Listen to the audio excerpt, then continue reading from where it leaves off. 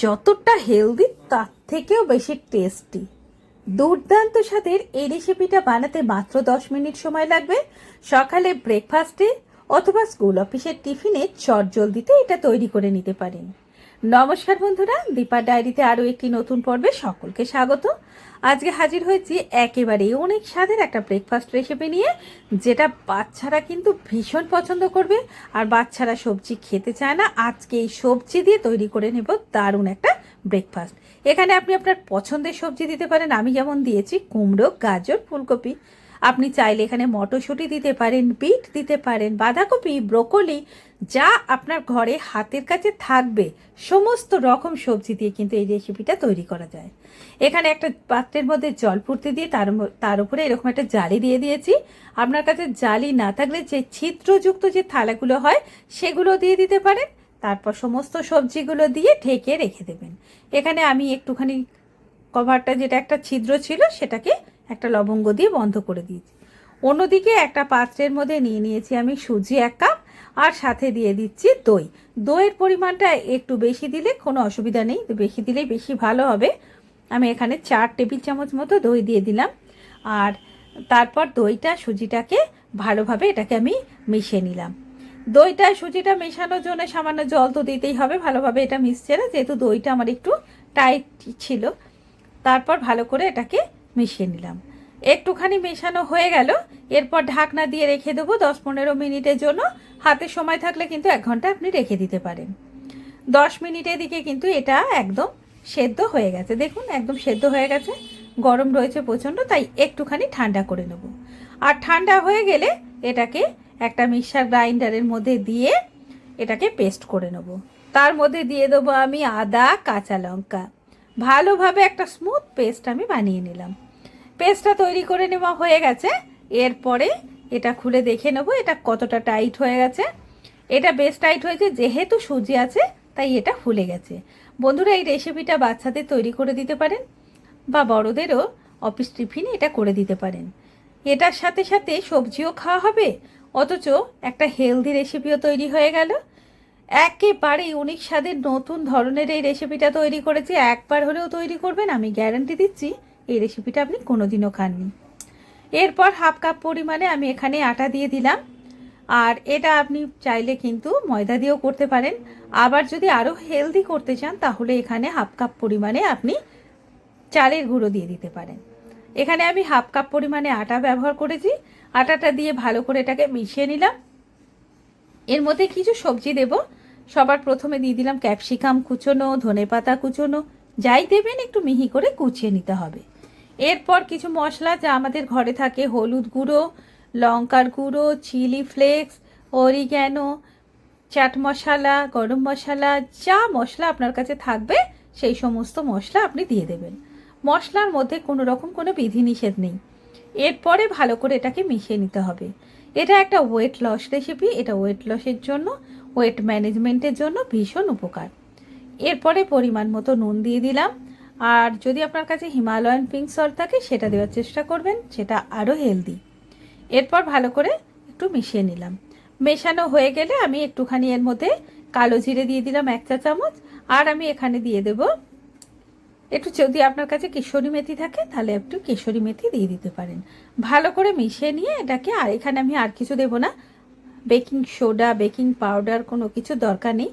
এরপর একটা ননস্টিক প্যানের মধ্যে ব্রাশে করে একটু তেল বুলিয়ে নেব।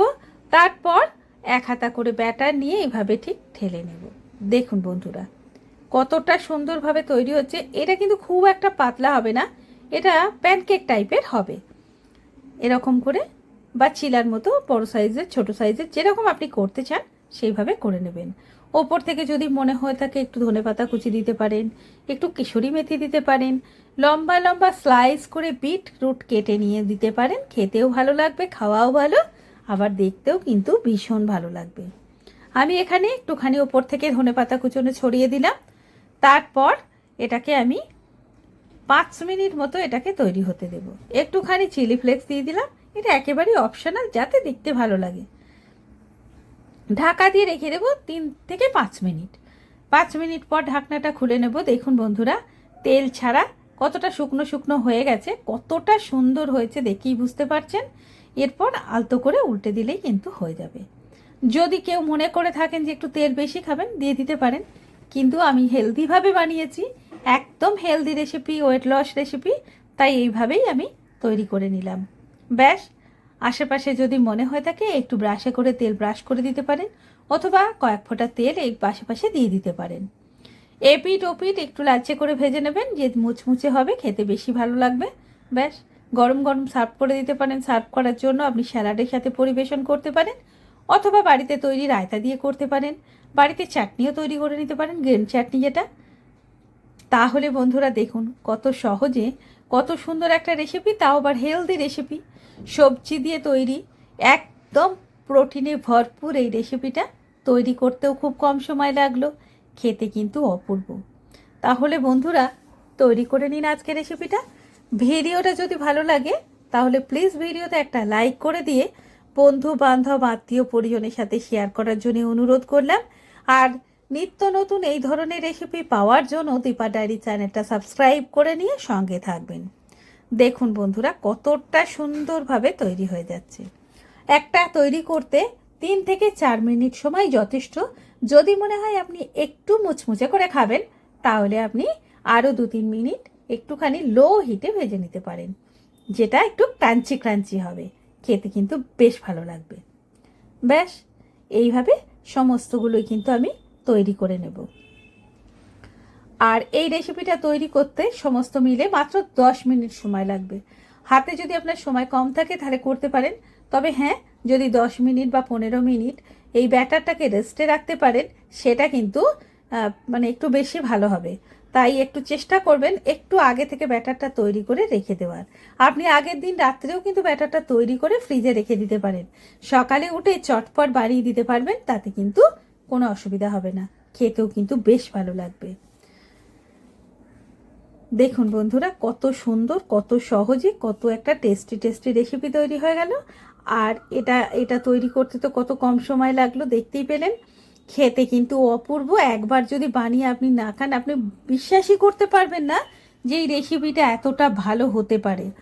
আর যদি মনে হয়ে থাকে যে আপনাদের কোনো হেলদি ব্রেকফাস্ট চাই বা কোনো রেসিপি চাই, অবশ্যই আমাকে কমেন্ট করে জানাবেন। আর যদি আপনারা কমেন্ট করে জানান, আমি অবশ্যই সেই রেসিপিটা আপনাদের কাছে নিয়ে হাজির হব। কোন ধরনের রেসিপি আপনারা চান, সাইড ডিশ, ভাতের সাথে breakfast recipe, fish recipe, egg recipe বা চিকেন রেসিপি, যেটা আপনাদের মনে হবে সেটা কিন্তু আমার সাথে অবশ্যই কমেন্ট করে শেয়ার করবেন। একটা কমেন্ট আমাকে উৎসাহিত করবে, অনুপ্রাণিত করবে। দেখুন বন্ধুরা কতটা সুন্দর হয়েছে, একটা অবশ্যই আপনাদেরকে আমি ভেঙে দেখাচ্ছি যেটা কতটা সুন্দর হয়েছে। যথেষ্ট গরম আছে তাই তলারটা নিয়ে নিলাম। কতটা সুন্দর, কতটা নরম, টেস্টি, হেলদি। অবশ্যই তৈরি করুন। ভিডিওটা ভালো লাগলে লাইক শেয়ার কমেন্টের সাথে সাথে চ্যানেলটা সাবস্ক্রাইব করার অনুরোধ রইল। ভালো থাকবেন, সুস্থ থাকবেন, সকলকে ভালো রাখার চেষ্টা করবেন। দেখা হচ্ছে নতুন পর্বে নতুন কোনো রেসিপি নিয়ে। আর এতক্ষণ সঙ্গে থাকার জন্য অনেক অনেক ধন্যবাদ।